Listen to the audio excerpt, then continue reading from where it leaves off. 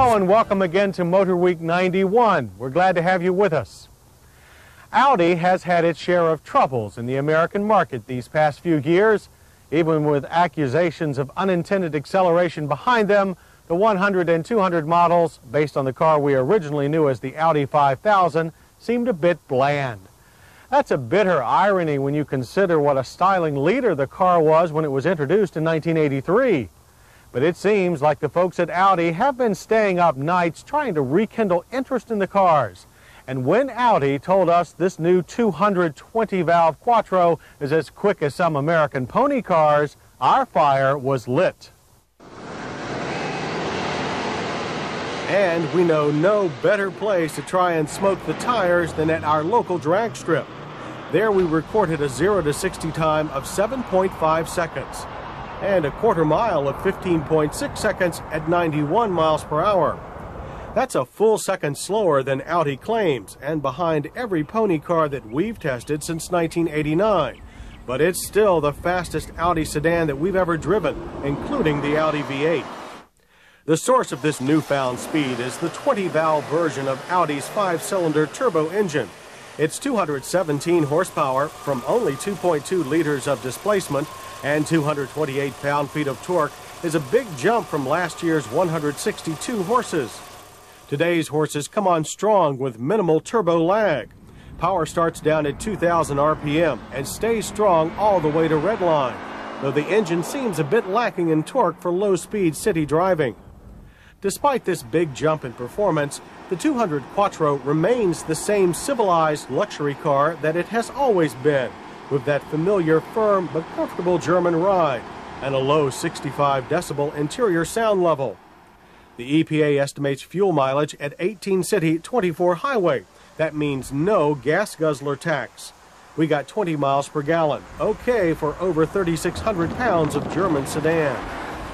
A small chunk of that weight is the Quattro all-wheel drive system, which proves to be worth its weight in gold the moment that you enter a corner. The Quattro's grip remains the best of the all-wheel drive brigade, with minimal front plow and smooth progressive oversteer. The perfectly weighted power steering provides tons of feel, though the power steering pump can't always keep up with hard cornering.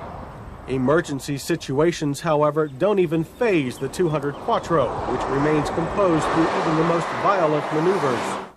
The brakes are a four-wheel disc with the now standard ABS. They bring the car down from 60 with stopping distances that average to 112 feet. And unlike most ABS systems, the Audi system can be turned off for those times when anti-lock is not appropriate. We experienced a good deal of nosedive, but stability and pedal feel are both top-notch. All of this fine engineering is wrapped in the familiar Audi Aero sedan shape. This look is now familiar on everything from the Ford Taurus to the Mazda Protégé. New fender flares do cover the wider 15-inch tires and wheels. But while it's still one of the most handsome sedans on the road, after 8 years, a styling update is overdue. Well, maybe next year. The 200 Quattro's interior, however, was redesigned only 2 years ago and remains an excellent modern example of roomy wood and leather luxury. Dash layout is flowing, clean, and logical. All controls fall immediately to hand. The gauges are large, clear analog units that sweep across the dash in a line. All are easy to read, but you have to look around the wheel rim to see the oil pressure gauge. Hop in and you settle into comfortable, supportive bucket seats. Leather is standard, as is the comprehensive 8-way power package, but we still wish for a tilt wheel. Standard comfort features are plentiful and include a somewhat dated automatic climate control system, an excellent sounding Bose cassette deck that had above average fringe reception, and heated seats. Stock mounted controls, including those for the trip computer and cruise control, are well marked, but also well hidden behind the steering wheel. But the only thing about this interior that we can really say that we don't like is the manual shifter.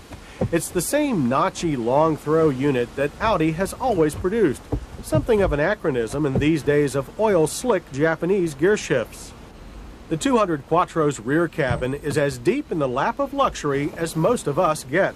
There's plenty of room to stretch out on its wide leather seats. And hidden behind the center armrest is a handy ski bag for when you decide to take your Quattro above the snow line. There's also ample room for other cargo in the wide, flat trunk. Liftover is low for easy loading. You get a lot of standard features, including a cellular phone in the 200 Quattro 20 valve, and the $42,400 price reflects this. But remember that you also get 3 years or 50,000 miles of free maintenance as part of your purchase. And while it's not cheap, the Audi's price is still $10,000 less than you'll pay for a Mercedes 300e 4MATIC. The Audi is quicker than the Mercedes and holds a slight edge in handling, but the Mercedes has a more luxurious interior and offers more prestige. The Infiniti Q45, on the other hand, cost a little less than the Audi. It's also quicker. The Infiniti's plainer interior can't match the Audi for luxury, though it is a bit roomier. But the Audi's wonderful Quattro drivetrain leaves the Q45 far behind on twisty roads and in bad weather. After several hard years, Audi is finally on the road to recovery, and products like the 200 Quattro 20 valve reflect the company's newfound strength. It's a machine that easily holds its own with the rest of Germany's best, and so shows that while sports sedans from other countries are closing in on Audi and its Teutonic brethren, they still have the designs to beat.